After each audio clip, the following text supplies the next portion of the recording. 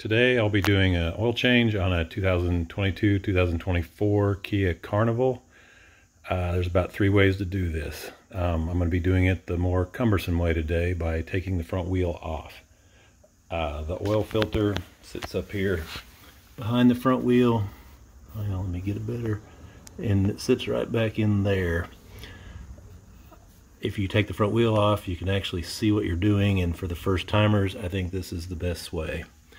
After that, I would prefer just to drive it up on some little blocks like this, turn your wheel to the right, gives you enough clearance and makes it much easier. Or you can just turn the tire to the right and jack it up if you'd like and change it that way. But it's much easier to see what you're doing. This oil filter has a little nub on it to fix in the 6 o'clock position down there. And it's just good to visualize that for the first time. After that, I think you can do it by feel, and it's pretty simple. This also comes with a couple O-rings and a crush washer. Bought this from Kia for $12. Not many auto parts are stocking this right now.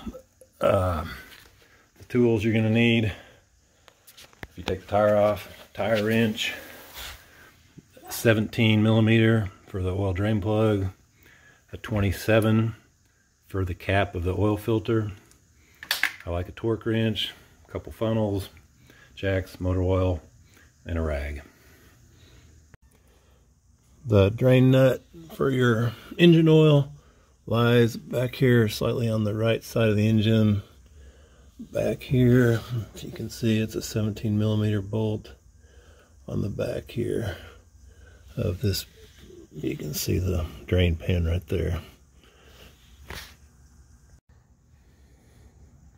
Alright, and basically I'm going to just take the drain plug out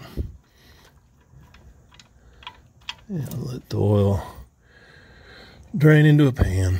I've left the tire on for now, basically for some safety reasons. I'm going to do this first and then do the oil filter with the tire off. That way I won't be under the car any longer.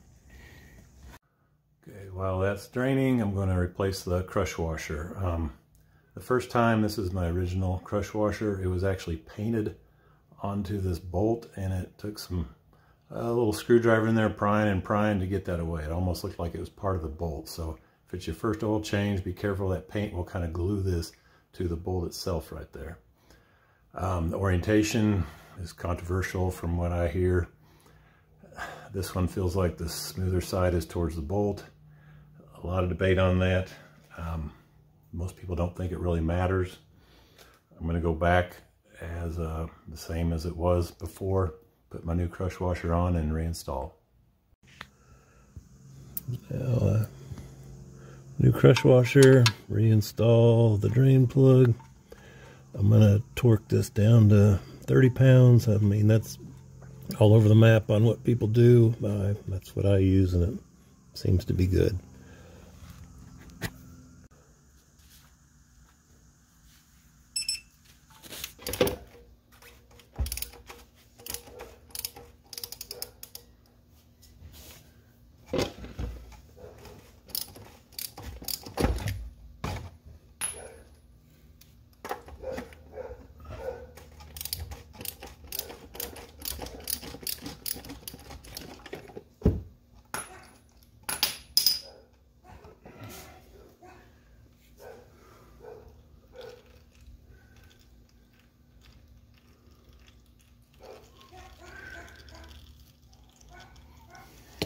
By putting a funnel under there, you're able to just not make a mess. I think it makes it a lot easier if you can do that.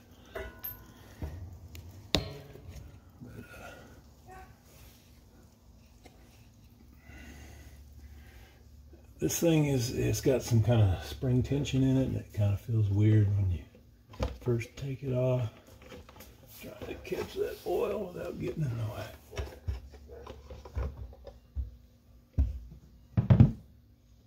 Yeah, they put these oil filters right on that frame there, and you can see you just put a funnel under there. It sure saves the frame from getting nasty, and then it just seems like it leaks for the next day or so. I don't know.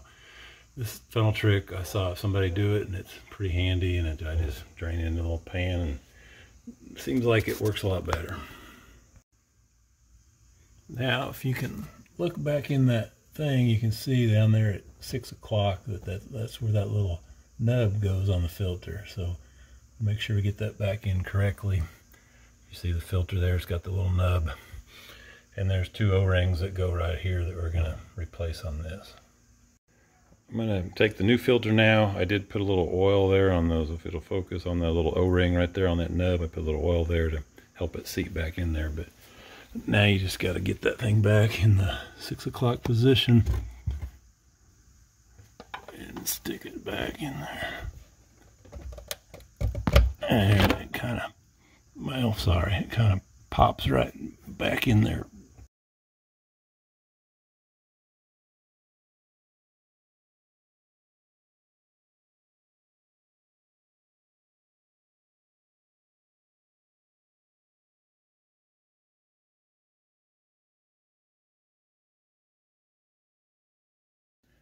And apply a little fresh oil to those O-rings just so they slide in there pretty nice.